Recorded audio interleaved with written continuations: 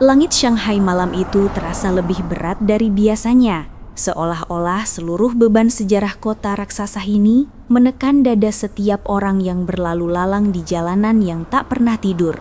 Cahaya neon dari papan reklame raksasa berkedip-kedip seperti mata setan yang haus, menerangi trotoar basah oleh gerimis tipis yang tak kunjung reda. Di tengah hiruk-pikuk itu berdiri megah Istana Emas, sebuah restoran mewah yang menjadi simbol kemewahan bagi para pengusaha dan sosialita kota. Dindingnya dilapisi marmer impor dari Italia. Lampu kristal gantung di langit-langit memantulkan cahaya emas ke setiap sudut. Dan aroma rempah-rempah mahal dari dapur yang tersembunyi di belakang tirai sutra merah membuat siapapun yang masuk merasa seperti raja, atau setidaknya berpura-pura menjadi satu. Tapi bagi Tuan Li Wei, seorang kakek berusia 78 tahun yang duduk sendirian di meja pojok yang paling redup, tempat itu bukanlah istana, melainkan sebuah kuil kenangan yang rapuh. Tubuhnya yang ringkih, dibungkus jas wol usang yang sudah pudar warnanya, terlihat semakin kecil di kursi kulit empuk yang terlalu luas baginya. Rambutnya yang putih tipis seperti salju musim dingin menjuntai menutupi dahi yang penuh keriput. Dan matanya yang dulu tajam kini redup, seolah-olah cahaya hidupnya perlahan-lahan pudar seiring tahun-tahun yang berlalu. Di depannya, piring sup ayam ginseng yang sudah dingin menguap pelan. Uapnya membentuk bayangan kabur yang mengingatkannya pada wajah-wajah yang hilang. Hari ini adalah ulang tahun cucunya, Chen Hao, yang ke-30. Tuan Li datang ke sini sendirian seperti setiap tahun sejak cucunya itu terbang ke barat untuk mengejar mimpi besarnya. Hao kakek doakan kau seperti naga yang menggapai awan. Gumam Tuan Li pelan pada dirinya sendiri. Suaranya nyaris tertelan oleh denting gelas anggur dan tawa para tamu di meja sebelah. Ia ingat betul malam-malam panjang di apartemen kecil mereka di gang sempit distrik Pudong, di mana ia membesarkan Hao setelah orang tua anak itu tewas dalam kecelakaan mobil 20 tahun lalu. Tuan Li bekerja sebagai penjaga taman kota, bangun sebelum fajar untuk menyiram bunga-bunga yang tak pernah ia rawat untuk dirinya sendiri, hanya agar Hao bisa sekolah di universitas terbaik.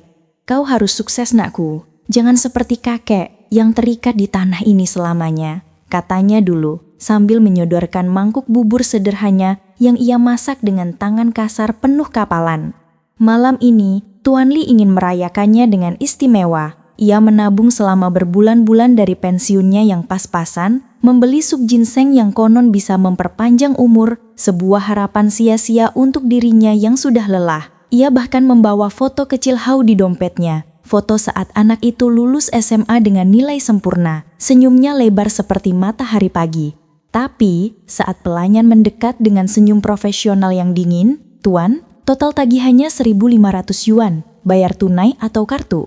Tuan Li merogoh saku jasnya dengan tangan gemetar. Jarinya yang kaku menyusuri lipatan kain, mencari dompet kulit hitam yang sudah usang itu. Kosong. Hatinya langsung jatuh ke perut, seperti batu yang tenggelam di sungai Huangpu.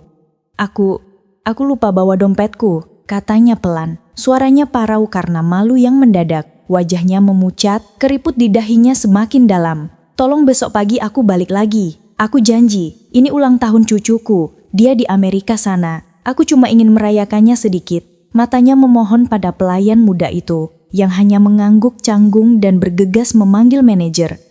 Manajer Wang Jian, seorang pria paruh badan yang gemuk dengan perut menggelambir di balik kemeja yang terlalu ketat, melenggang masuk seperti seekor babi hutan yang sombong. Wajahnya bulat dan merah karena minum terlalu banyak baijiu di ruang VIP tadi sore. Matanya menyipit penuh curiga saat memandang Tuan Li Wei.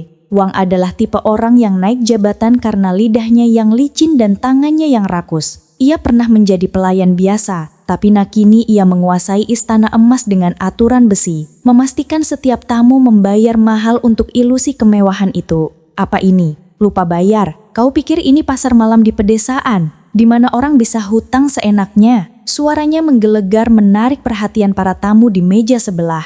Seorang keluarga kaya raya yang sedang merayakan pesta pertunangan, dan sekelompok eksekutif Jepang yang berbisik-bisik membuka bukbi. Tuan Li bangkit pelan. Punggungnya bungkuk lebih dalam karena beban malu. Maafkan saya, Tuan Manajer, saya bukan sengaja. Dompet saya mungkin tertinggal di pasar pagi tadi. Saat saya beli bunga untuk ini. Ia mengeluarkan foto Hao dari saku dada. Tangannya gemetar saat menyodorkannya. Ini cucu saya. Dia sukses sekarang. CEO besar di sana. Besok dia kirim uang. Saya bayar 2 kali lipat. Tolong. Wang tertawa sinis. Suaranya bergema di ruangan yang tiba-tiba hening. Ia menyambar foto itu kasar, memandangnya sekilas sebelum melemparkannya kembali ke meja seperti sampah. CEO. Hah, kau pengemis tua yang pura-pura kaya. Lihat jasmu ini, bau amis seperti ikan pasar. Kau pikir istana emas ini untuk orang sepertimu? Keluar sana, sebelum aku panggil polisi. Jangan nodai tempat suci ini dengan bau kemiskinanmu. Ia menarik lengan Tuan Li dengan kasar. Jari-jarinya yang tebal mencengkram seperti capit kepiting, mendorong kakek tua itu menuju pintu keluar.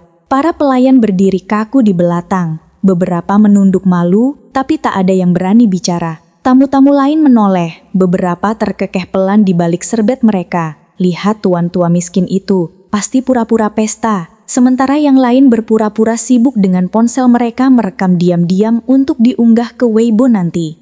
Tuan Li tersandung di ambang pintu, kakinya yang lemah karena radang sendi tak kuat menahan dorongan itu. Ia jatuh tersungkur di trotoar basah, lututnya membentur beton dingin, jasnya robek di siku. Hujan mulai deras sekarang. Air mengalir deras di pipinya yang keriput, bercampur dengan air mata yang tak tertahankan. Mengapa dunia ini begitu kejam pada yang tua? Bisiknya pada angin malam yang menggigit. Tangannya meraba-raba mencari foto Hao yang jatuh ke genangan air. Gambar cucunya itu basah kuyup, senyumnya pudar seperti mimpi yang hilang. Di jauhan, suara klason mobil dan tawa orang-orang kaya dari dalam restoran terdengar seperti ejekan alam semesta. Tuan Li tak bergerak, tubuhnya meringkuk seperti daun kering yang diterpa badai. Pikirannya melayang ke masa lalu, ke dari hari ketika ia masih kuat, membawa Hao di punggungnya melintas jembatan Nanjing, bercerita tentang legenda naga yang melindungi keluarga. Kau harus ingat Hao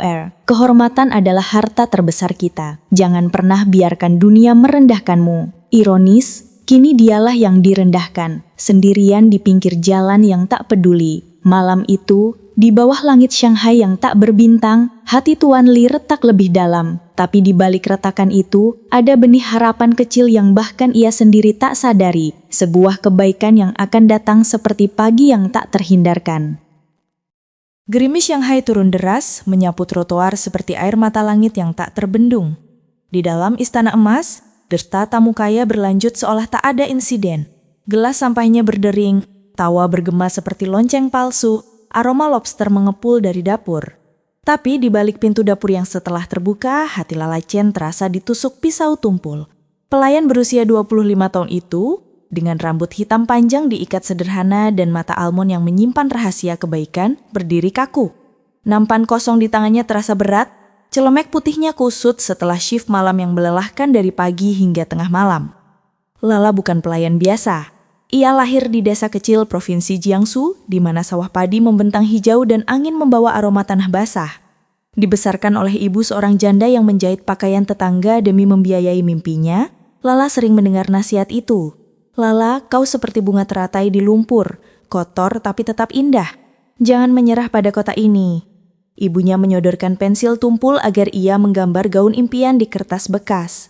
5 tahun lalu, Lala pindah ke Shanghai membawa tas kain lusuh penuh sketsa fashion, bermimpi membuka butik bunga teratai. Tapi realita kota raksasa itu seperti naga rakus, ia terpaksa bekerja di restoran mewah ini, menyajikan hidangan untuk orang kaya yang tak pernah ia kenal, sambil menyembunyikan luka hati kekasih masa lalu meninggalkannya karena kau terlalu miskin untuk masa depanku. Malam itu, saat manajer Wang mendorong Tuan Li keluar seperti sampah, sesuatu di dalam Lala pecah. Bukan marah, tapi pilu yang dalam, seperti melihat bayangannya sendiri di masa depan, seorang wanita tua yang direndahkan karena mimpi tertunda. Tidak adil, sangat tidak adil. Gumamnya pelan, suaranya tertelan deru ex-house dapur. Teman pelayannya Xiaomei yang masih remaja menarik lengannya. Lalaja, jangan ikut campur. Pak Wang akan marah kalau kau keluar shift. Kau butuh gaji bulan ini untuk obat ibumu kan? Bisik Xiaomei matanya penuh kekhawatiran. Lala tersenyum tipis, tapi matanya sudah memutuskan. Hidup bukan hanya soal gaji, Meme.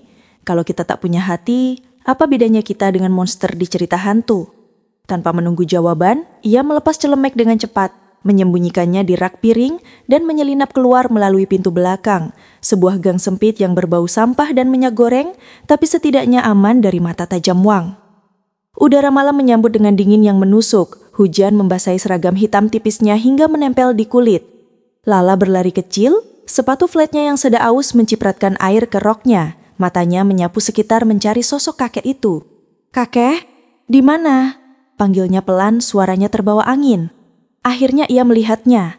Tuan Li meringkuk di pinggir trotoar dekat tumpukan kardus basah dari pengiriman, tubuhnya gemetar karena dingin dan syok.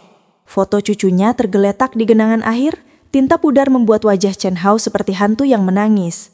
Hati Lala teriris, ia teringat ayahnya yang meninggalkannya kelelahan di pabrik tekstil, meninggalkan pelajaran pahit bahwa kebaikan sering datang terlambat.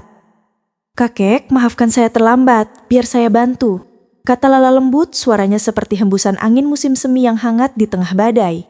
Ia berlutut di trotoar kotor, tak peduli roknya basah, tangan halusnya yang biasa menyajikan teh jahe untuk tamu VIP menggenggam lengan Tuan Li penuh kasih sayang. Kulit kakek itu dingin seperti es, tapi Lala tak bergeming.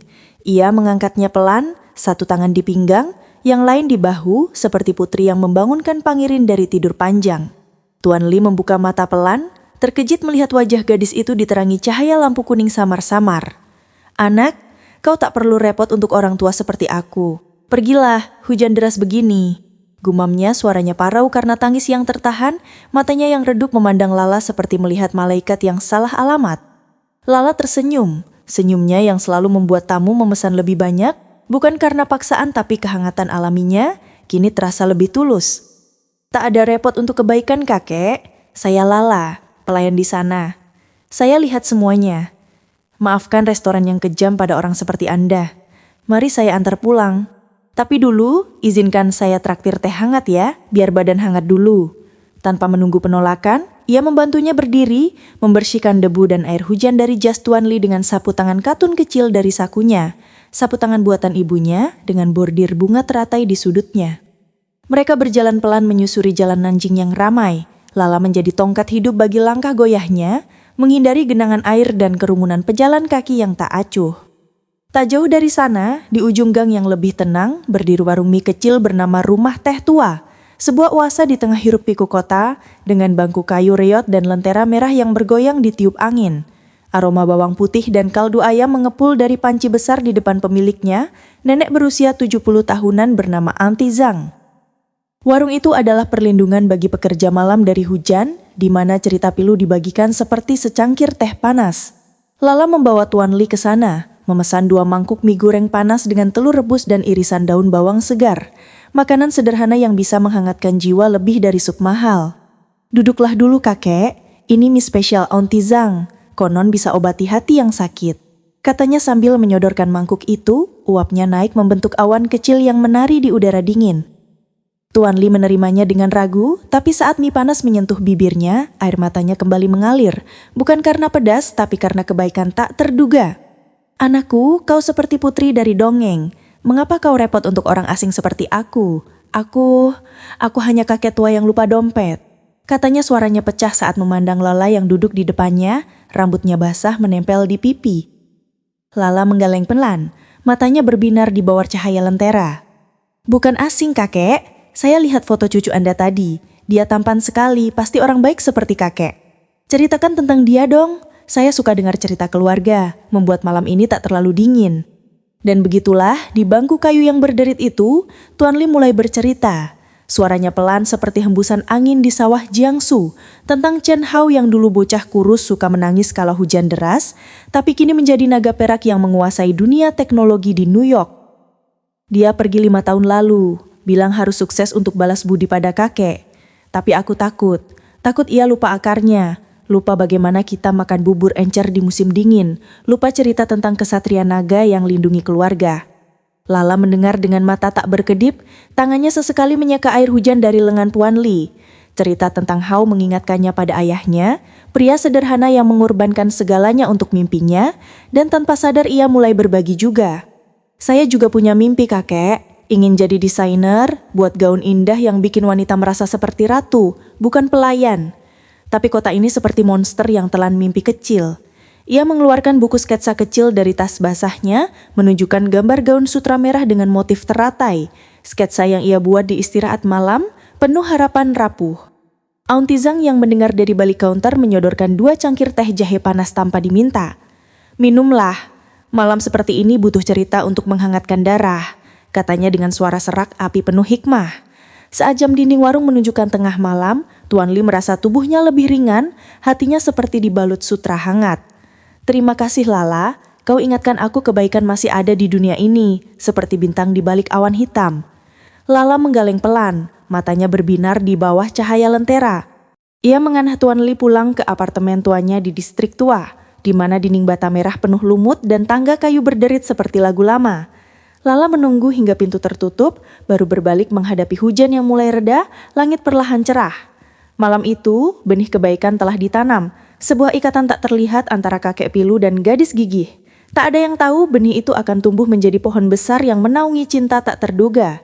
Seperti plot twist dalam drama Cina, nasib mempertemukan yang miskin dengan yang kaya, dan hati tulus menaklukkan segala rintangan. Lala berjalan pulang ke kamar kosnya yang sempit, sketsa gaunnya kini terasa lebih hidup seolah malam pilu itu adalah awal dari babak baru, penuh harap seperti fajar di sungai Yangtze. Matahari pagi Shanghai menyingsing seperti pedang emas yang menusuk kabut tebal di atas gedung-gedung pencakar langit, menerangi jalanan yang masih basah oleh sisa hujan malam tadi. Udara pagi membawa aroma kopi instan dari warung-warung kecil dan asap knalpot taksi yang berlalu lalang. Tapi di balik hiruk-pikuk itu, sebuah badai digital mulai mengumpul. Video insiden di Istana Emas telah menyebar seperti api liar di Weibo dan Douyin, platform media sosial yang tak pernah tidur, di mana satu klik bisa mengubah nasib seseorang dari nol menjadi pahlawan atau penjahat dalam semalam. Rekaman buram yang diambil oleh seorang tamu mabuk menunjukkan manajer uang mendorong Tuan Lee keluar dengan kasar. Suara caci makiannya bergema jelas. "Pengemis tua! Keluar sana." Di bawah video itu, komentar membanjiri seperti banjir sungai Yangtze. "Kasihan kakeknya, restoran macam apa ini? Boykot #Istana Emas. Jangan biarkan orang tua direndahkan." Siapa kakek itu? Kelihatan seperti aktor drama kuno yang jatuh miskin. Dalam hitungan jam, #Kakek Tua Istana Emas mencapai jutaan tayangan. Dan netizen mulai menggali skandal kecil uang di masa lalu, seperti pemecatan dari restoran lain karena mencuri tip pelayan. Di apartemen kecil Tuan Lee di distrik Huangpu, di mana dinding bata merah penuh retak seperti vena-vena usia dan jendela kayu berderit setiap hembusan angin, kakek itu terbangun dengan tubuh pegal-pegal. Malam tadi, setelah Lala mengantarnya pulang, ia hanya bisa meringkuk di futon tipisnya, memeluk foto cucu yang sudah kering tapi kusut. Teh jahe dari warung Aunty Zhang masih hangat di perutnya, tapi hatinya tetap dingin seperti batu sungai. "Hao, maafkan kakek. Kakek malu jadi beban." Gumamnya pelan, sambil bangkit pelan, tangannya meraba tongkat kayu tua yang dipahat sendiri dari cabang pohon willow di taman kota. Ia menyalakan radio tua di meja samping, suara berita pagi mengalir samar. Skandal restoran mewah, seorang kakek tua dipermalukan, polisi selidiki. Tuan Lee tersentak, matanya melebar saat mendengar deskripsi yang persis seperti dirinya. Itu aku? Ia meraih ponsel bututnya, hadiah dari Hao tahun lalu, dan melihat notifikasi WeChat dari tetangga. "Tuan Lee, kau viral. Semua orang bela kau." Air matanya mengalir lagi, tapi kali ini bercampur syukur. "Terima kasih Lala, kau seperti Dewi Guan Yin yang turun ke dunia fana." Sementara itu, di penthouse mewahnya di Manhattan, New York, Chen Haolong duduk di meja konferensi kaca yang menghadap sungai Hudson yang berkilauan di bawah sinar matahari musim gugur. Pria berusia 30 tahun itu adalah gambaran sempurna dari kesuksesan modern Cina. Rambut hitam rapi disisir ke belakang, jas Armani yang dipotong sempurna menyelimuti tubuh atletisnya, dan mata elangnya yang tajam sedang memindai laporan keuangan Naga Perak, perusahaan teknologi raksasanya yang menguasai pasar AI di Asia dan Amerika. Hao bukan CEO biasa.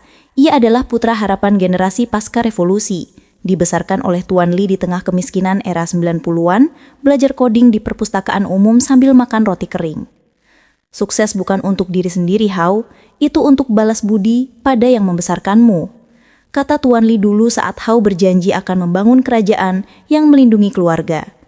Kini dengan valuasi perusahaan mencapai miliaran yuan, Hao rajin pulang. Rapat di Silicon Valley, negosiasi di Tokyo. Tapi setiap ulang tahunnya, ia selalu kirim paket ginseng dan pesan video. Hao, tunggu aku pulang. Naga ini akan bawa harta untukmu. Pagi itu, saat rapat Dewan Direksi hampir dimulai, ponsel Hao berdering notifikasi tak henti-hentinya. Ia mengabaikannya dulu, tapi saat melihat nama Weibo Alert di layar, hatinya berdegup aneh. Ia buka aplikasi dan dunia seolah berhenti berputar.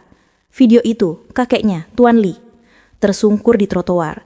Wajah Wang yang merah padam berteriak seperti setan. "Kakek!" Hao berteriak pelan. Tangannya gemetar memegang ponsel, wajahnya memucat di balik kulit sawo matangnya. Para eksekutif di ruangan menoleh, tapi Hao tak peduli. Ia paus rapat, berdiri dengan mata menyala seperti api naga yang terbangun. Bagaimana bisa? Kakek yang mengorbankan segalanya untukku direndahkan seperti anjing di jalanan.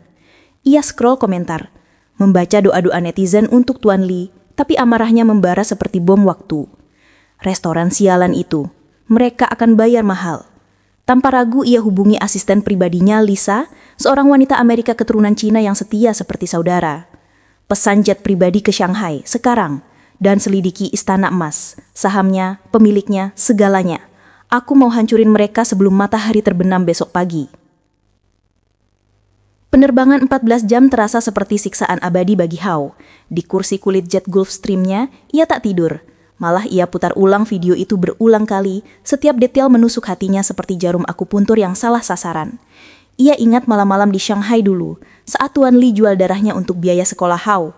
Sebuah rahasia yang Tuan Li sembunyikan sampai akhir. Kau adalah harapanku, Hao, jangan biarkan dunia injak kau. Kini, dunia yang sama telah menginjak kakeknya. Saat mendarat di Bandara Pudang, hujan deras menyambut seperti pertanda buruk, tapi Hao tak bergeming. Dengan rombongan pengacara dan bodyguard berjas hitam, ia langsung menuju Istana Emas yang kini dikelilingi wartawan seperti lebah di sekitar madu busuk. Lampu neonnya masih menyala pagi-pagi, tapi suasana di dalam tegang. Wang berlari-lari memerintah pelayan untuk bersikap normal, tak tahu badai yang datang. Wang Jian sedang menghitung uang di kantor belakang. Senyum liciknya melebar saat melihat rombongan pria berjas mahal masuk. "Selamat pagi tuan-tuan, mau table VIP? Hari ini spesial, diskon 20% karena insiden kecil kemarin," katanya sambil menyuka udara di dahinya yang botak, berharap bisa selamat dari skandal. Hao melangkah maju, auranya seperti naga yang menggeliat. Tinggi 185 cm, bahunya lebar, dan matanya bisa membekukan darah. "Insiden kecil? Kau sebut mempermalukan kakekku sebagai kecil," suaranya dingin seperti es Himalaya. Melemparkan foto dirinya kecil di pelukan Tuan Li ke table. Foto itu, yang sama dengan yang jatuh malam tadi, kini dicetak rapi di kertas glossy. Wang tersentak, wajahnya memucat saat mengenali Hao dari headline bisnis. Chen Hao, CEO Naga Perak, pemuda terkaya di bawah 35 tahun. "Tuan Chen, ini salah paham. Kakek itu, dia lupa bayar, kami cuma..." Tetegegap, lututnya gemetar. Hao tersenyum tipis, tapi senyumnya seperti pedang beracun. "Salah paham, kau usir dia seperti pengemis, di depan umum, di ulang tahunku. Kini saatnya kau rasakan apa itu malu sesungguhnya." Pengacaranya, Madame Zhao, seorang wanita tua galak di pengadilan Shanghai, maju dengan map tebal. "Kami punya bukti diskriminasi usia, pelanggaran hak konsumen dan pencemaran nama baik. Istana Emas milik grup Huang kan? Sahamnya sudah kami beli 51% pagi ini melalui bursa. Mulai sekarang, restoran ini milik Naga Perak." Wang ambruk ke kursi, mulutnya ternganga seperti ikan mati. "Tidak mungkin. Bagaimana?" Hao condong ke depan, suaranya rendah tapi mematikan. "Uang bicara Wang, dan uangku bilang kau dipecat. Keluar sebelum aku panggil polisi untuk tuduhan penipuan." Dalam hitungan dari, skandal meledak seperti kembang api tahun Imlek yang salah waktu. Berita utama Sina dan CCTV menyoroti, CEO muda menghancurkan restoran mewah demi kakeknya, balas dendam yang manis. Wang diarak keluar di depan kamera, wajahnya basah keringat saat berteriak, "Ini konspirasi, aku tak salah." Tapi terlambat. Karyawan tercerai-berai, termasuk Xiaomei yang menangis di pinggir jalan, dan Istana Emas ditutup dengan pita kuning, pintunya disegel seperti makam terkutuk. Lala yang pagi itu datang untuk shift terakhirnya, hanya bisa berdiri di taman kecil dekat restoran, duduk di bangku kayu basah sambil memeluk buku sketsanya. Hujannya reda, tapi air matanya jatuh pelan. "Apa sekarang? Ibu sakit di desa. Tagihan kursus desain menumpuk. Tuhan beri aku tanda. Ia tak tahu nasib sedang tersenyum padanya dari balik awan. Di markas Naga Perak cabang Shanghai, sebuah gedung kaca menjulang seperti tombak perak di distrik Luzhouzi. Hao duduk di ruang kontrolnya dikelilingi layar monitor yang berkedip data. Saat menyusun laporan akhir tentang akuisisi, nama Lala muncul di daftar saksi dari rekaman CCTV yang ia minta. Lala Chena, pelayan yang tolong kakek. Hao membaca profil singkat. Usia 25 tahun, dari Jiangsu, riwayat pekerjaan di restoran, dan desainer amatir. Matanya berhenti di foto buram Lala dari kartu identitas karyawan, senyum lembutnya, mata almond yang penuh kebaikan. Hati Hao yang selama ini dingin seperti baja di pabrik tiba-tiba berdegup aneh, seperti hembusan angin musim semi yang tak terduga. Gadis ini, dia yang selamatkan kakek dari kegelapan, hanya tersenyum kecil pertama kalinya sejak insiden itu. Di luar jendela, Sungai Huangpu mengalir tenang membawa rahasia cinta yang akan lahir dari abu balas dendam. Naga telah bangun, tapi kali ini dia tak hanya membakar musuh, dia juga menyinari jalan menuju hati yang baru. Musim semi di Shanghai datang seperti tamu yang pemalu. Pelan, tiba-tiba, namun begitu memikat. Di sepanjang jalan kecil dekat distrik Jing'an, bunga sakura mulai bermekaran.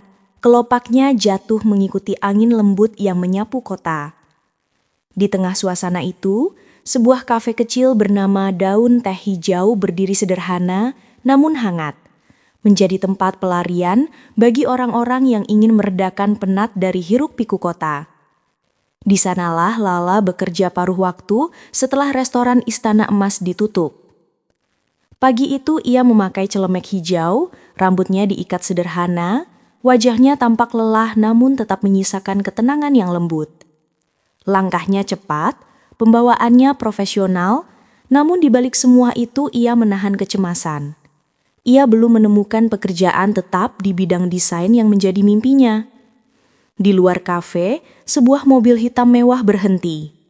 Pintu terbuka perlahan menampakkan sosok pria berjas abu-abu elegan dengan sorot mata tajam namun lembut.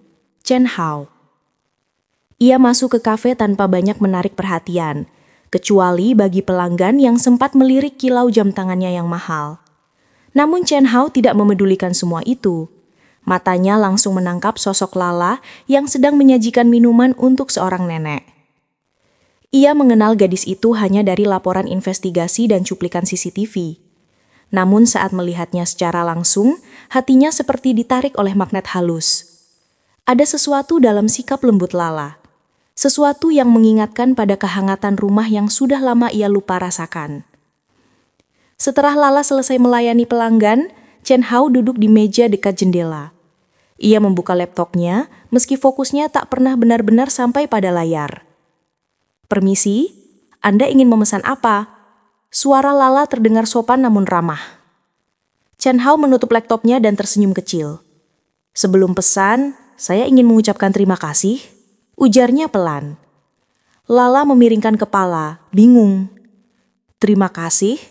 Terima kasih untuk apa, Tuan?" "Untuk membantu kakek saya malam itu." Wajah Lala langsung berubah. Matanya melebar lalu menunduk. "Oh, kau cucunya Tuan Li. Astaga, saya hanya melakukan apa yang benar." Chen Hao menggeleng. Tatapannya penuh rasa syukur yang tulus. Dunia ini tidak kekurangan orang pintar, tapi sangat kekurangan orang baik. Kebaikanmu berarti banyak.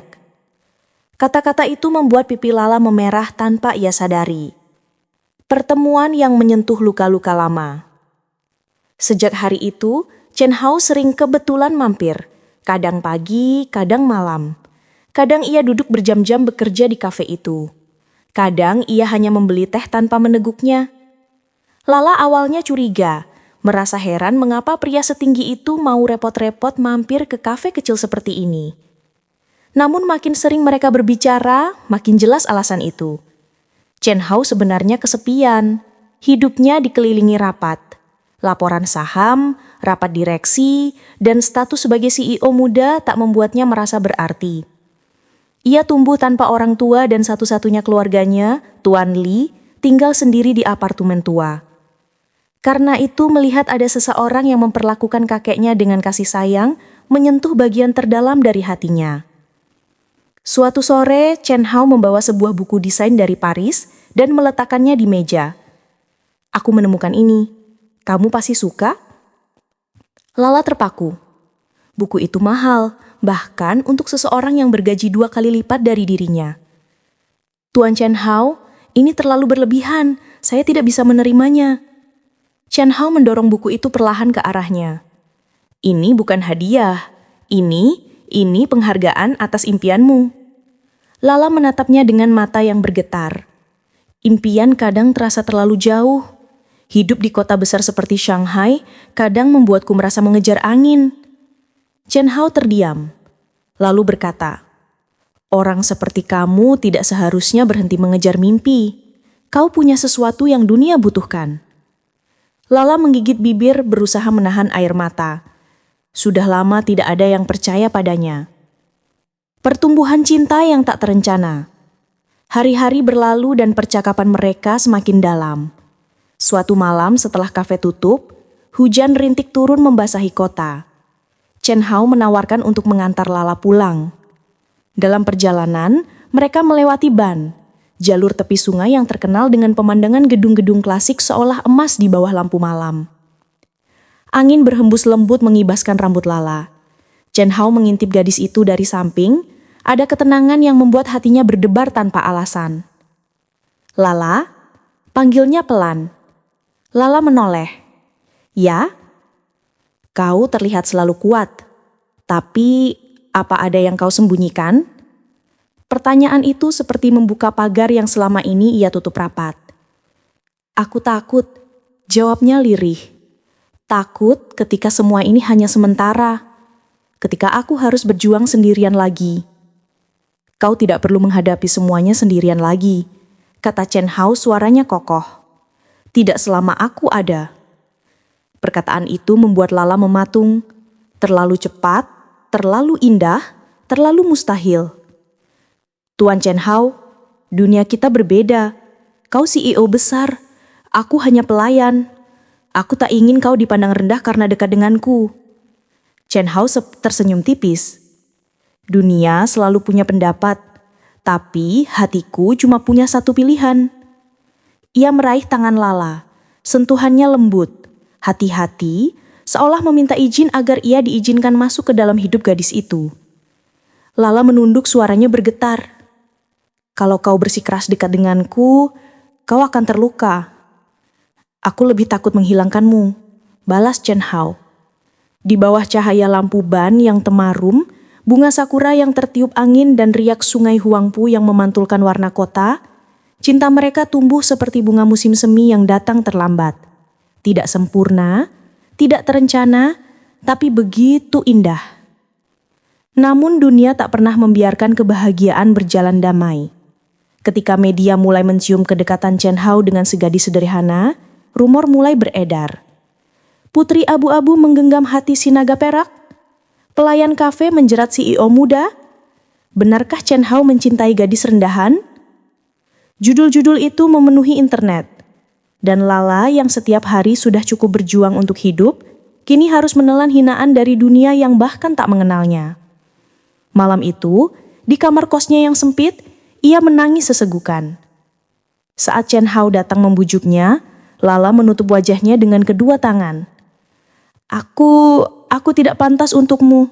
Dunia akan menghancurkanmu kalau tetap bersamaku." Chen Hao memeluknya erat seolah ingin melindunginya dari seluruh Shanghai. "Lala, aku tidak mencintai dunia. Aku mencintai kamu.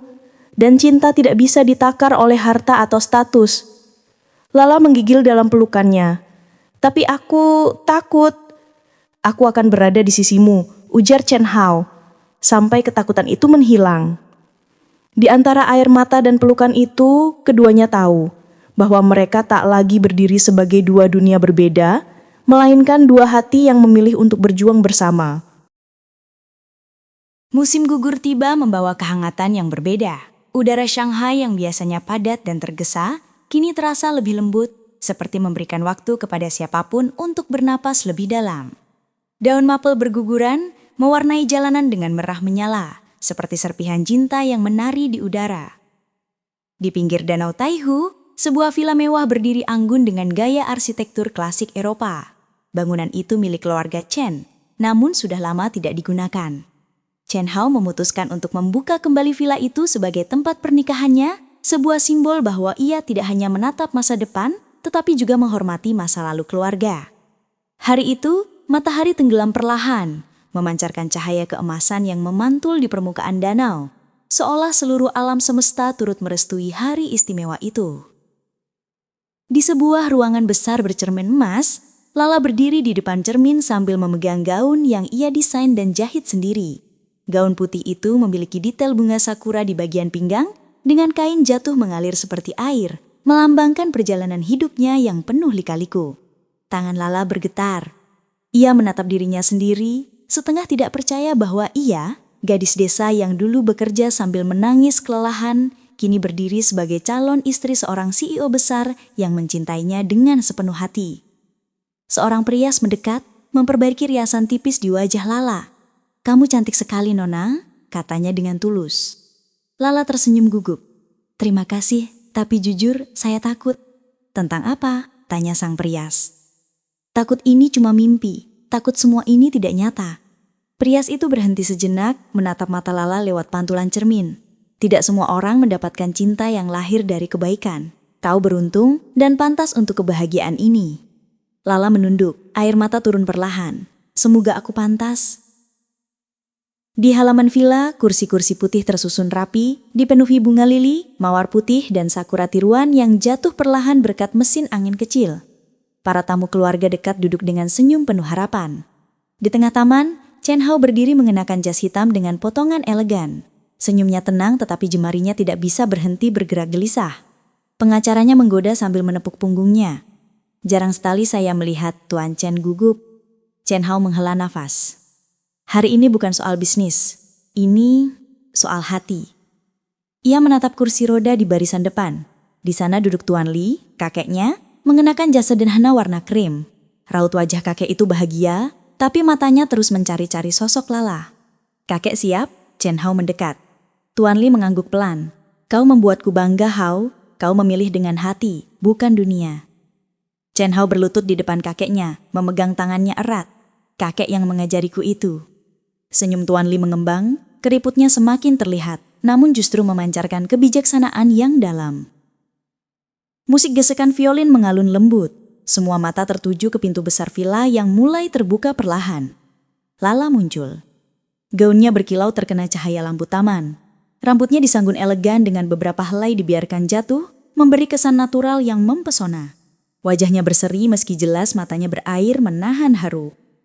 Setiap langkahnya terasa seperti perjalanan panjang yang akhirnya menemukan tujuan. Chen Hao terpaku. Tatapannya melembut, hampir tak berkedip. "Cantik sekali," bisiknya tanpa sadar. Tuan Li menutup matanya dengan tangan, mencoba menahan isak kecil. "Ayahmu pasti bangga, Lala," gumamnya lirih. Lala berjalan perlahan, sampai akhirnya berdiri tepat di hadapan Chen Hao. "Kamu siap?" tanya Chen Hao lembut. Suaranya nyaris bergetar. Lala tersenyum kecil. "Kalau bersamamu, aku siap." Upacara sederhana dimulai. Seorang pendeta keluarga berdiri di depan mereka. Chen Hao memegang tangan Lala, mengucap sumpah dengan suara yang kokoh namun penuh emosi. "Aku berjanji mencintaimu bukan hanya dalam tawa, tetapi juga dalam diam, dalam takut, dalam lelah. Aku berjanji melindungimu seperti kakek melindungiku, tanpa syarat, hatiku milikmu." Lala menahan nafas, air matanya akhirnya jatuh. Giliran Lala. "Aku berjanji mencintaimu bukan karena hartamu atau dunia melihatmu, tapi karena hatimu, karena kamu melihatku saat dunia menghinaku, karena kamu percaya padaku saat aku tidak percaya pada diri sendiri. Aku memilihmu, selamanya." Para tamu terdiam, terharu. Pendeta tersenyum. "Dengan ini, aku nyatakan kalian sebagai suami dan istri." Chen Hao mengangkat wajah Lala dan menciumnya pelan-pelan. Reaksi tamu pecah menjadi tepuk tangan hangat. Bunga putih jatuh dari atas seperti hujan kebahagiaan. Setelah upacara, Chen Hao mendorong kursi roda Tuan Li mendekat. Tuan Li memegang tangan Lala erat-erat. Terima kasih sudah datang di hidupku, Cinku. Kamu tidak hanya menyelamatkan tubuh tuaku waktu itu, tapi juga menyelamatkan hatinya." Lala berlutut menangis sambil memeluk lutut Tuan Li. "Saya juga diselamatkan oleh kebaikan kalian." Tuan Li mengusap rambut Lala penuh kasih. Mulai hari ini, kamu bukan lagi sendiri. Kamu keluarga kami. Kalimat itu menghancurkan semua benteng yang Lala bangun selama bertahun-tahun. Ia menangis sejati-jatinya di pelukan keluarga kecil itu. Malam turun perlahan, langit berubah warna merah lembut.